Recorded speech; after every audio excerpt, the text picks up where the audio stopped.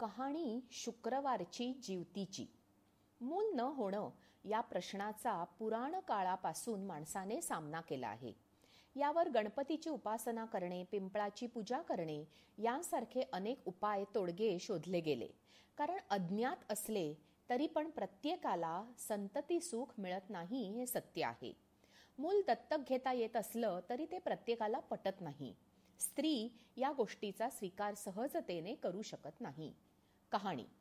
आपल्याला मूल झाले नाही तर राजा दुसरे लग्न करेल या भीतीने किंवा सौतीला मूल झाले तर तिचा मान वाढेल अशा धास्तीने परक्या बाईचे मूल राणी पळवून आणते आणि स्वतःचे मूल म्हणून वाढवते. जिचे मूल पळवून आणले त्या स्त्रीला तुला मूल झाले नाही असे सुईण सांगते.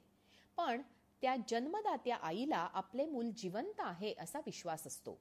माझे बाळ जिथे असेल तिथे सुखरूप राहू दे म्हणून ती देवीची नियमित प्रार्थना करते. मुलगा मोठा झाल्यावर तिची स्वतःच्या मुलाबरोबर भेट होते. राणी ही राजकुमार तिचा स्वतःचा मुलगा नसल्याचे कबूल करते.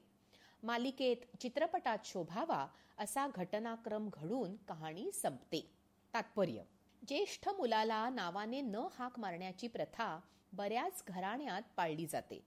अनेक कुटुंबात पहिले अपत्य मुलगा असेल तर त्या मुलाच्या लग्नापर्यंत त्याची आई व्रत म्हणून हिरवी साडी, हिरवा चुडा वापरत नाही आणि कारले खात नाही. म्हणून लग्नात वरमाईला हिरवी साडी, हिरवा चुडा आणि कारल्याचा वेल द्यायचा रिवाज सुरू झाला. मुलगा वाढवताना बरेचदा कर्तव्य कठोरपणा अंगीकारावा लागतो. या दृष्टीने मुलाच्या आईसाठी हिरवा रंग वर्ज्य मानला असावा. मुलांना वळण लावणे कर्मकठीण काम असते. कधी ओरडून, कधी समजावून, कधी प्रेमाने वळण लावावे लागते. पुरुष शक्तिमान असले तरी तग धरून राहण्याची, संकटाचा सामना करण्याची, प्रतिकूल परिस्थितीत टिकून राहण्याची क्षमता मुलीत किंवा स्त्रीमध्ये अधिक असते. पहिले अपत्य मुलगी असेल तर त्या कुटुंबाला स्थैर्य लवकर मिळते असाही समज आहे. कदाचित म्हणूनच पहिली बेटी धनाची पेटी यासारख्या म्हणी रूढ झाल्या असाव्यात. या कहाणीत जर एखाद्या गोष्टीचा ध्यास घेऊन प्रयत्न केले तर ती गोष्ट मिळते असे सांगितले आहे. त्यासाठी सातत्य आणि आत्मविश्वास या दोन गोष्टी हव्यात. स्वतःचे मूल गमावूनही गरीब आई निराश होत नाही, हतबल होत नाही, नशिबाला दोष देत नाही, देवावरचा आणि स्वतःचाही विश्वास गमावत नाही. या गोष्टी अनुकरणीय आहेत. श्रद्धा आणि सबुरी किती असावी याचे हे उदाहरण आहे. मनाविरुद्ध झाले किंवा प्रतिकूल घटना घडली की खचून जाताना किंवा आकांड तांडव करताना हे लक्षात घेतले पाहिजे.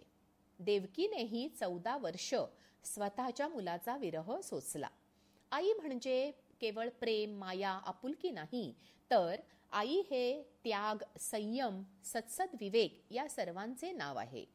मुलाची ताटातूट झाली तरी तिचा मुलगा राजवाड्यात खूप प्रेमाने, इत्मामाने वाढला ही जमेची बाजू आहे. तिच्या या संयमाचे फळ म्हणून तिच्या मुलाला राज्य मिळते आणि ती राजमाता होते. ही या कहाणीची दुसरी बाजू जास्त आश्वासक आहे. बोध. आईच्या शुभेच्छा मुलांसाठी कवच बनून काम करतात. आईने मुलांचे भले होईल अशीच इच्छा व्यक्त करावी. निराशावादी सूर लावू नये. मुलांबद्दल निराशाजनक विचारही मनात आणू नयेत. स्वतःच्या उपासनेवर, श्रद्धेवर दृढ विश्वास ठेवावा. ही एक प्रकारची परीक्षाच आहे. पुरुषाला साधनेतील प्रगतीसाठी रानोमाळ फिरावे लागते. स्त्रीला घर बसल्या प्राप्त होते कारण घर हेच तिचे जग असते आणि घरातील माणसे हेच तिचे सर्वस्व. कोणत्याही तीर्थक्षेत्री गेल्यावर मूर्ती आणि मंदिरच दिसते. त्यातील देवत्व जाणवायला भक्ती असावी लागते. स्त्रीसाठी घर हेच मंदिर, त्यातील माणसे याच मूर्ती. तिचे त्यांच्याविषयीचे प्रेम ही भक्ती आणि ती ज्या आपुलकीने सेवा, घरातील कामे करते ती उपासना. घराबाहेर न जाता या दृष्टीने संसार करणाऱ्या स्त्रियांचे मनोबल आणि आध्यात्मिक प्रगती उत्तम असते. याची तिला स्वतःलाही जाणीव नसते. मोठी मोठी कार्ये ती श्रद्धेच्या बळावर सहजपणे आनंदाने पार पाडते. आईने मुलांना मनापासून आशीर्वाद द्यावा. तितके सामर्थ्य दुसऱ्या कशातही नाही. आईच्या इच्छेत शक्ती असते. बायका मात्र मुलांच्या बाबतीत सदा चिंतेत असतात. माझ्या मुलांचे मंगल होईल, यश मिळेल, भाग्य मिळेल अशी नेहमी मनोकामना करावी. आईच्या सदिच्छा जास्त आवश्यक आहेत. मुलांचे कायम चांगलेच होईल हा विश्वास बाळगावा. त्यांना रागाने अपशब्द बोलू नका. शिव्या धमक्या देऊ नका. प्रेम बोलण्यातून वागण्यातून दिसू द्या. प्रेमाचे भरते आले की गोंजारायचे, इतर कोणाचा राग आला की मुलांवर काढायचा असे करू नये. मुले ही उद्याची आशा आहेत. इतके उलगडून सांगायचे कारण काय? अनेकदा लोक म्हणतात की मी इतकं घरातले देवांचे करतो तरी माझ्या बाबतीत असे का होते? अलीकडे माणसाचा तोल सुटत आहे आणि तो काय करतो, काय बोलतो ते त्यांचे त्यालाही कळत नाही. म्हणून वेळीच स्वतःला आवर घालायला हवा हे उत्तर आहे. माणसे हाताने केलेले पुण्य हे विचारांनी आणि बोलून घालवतात.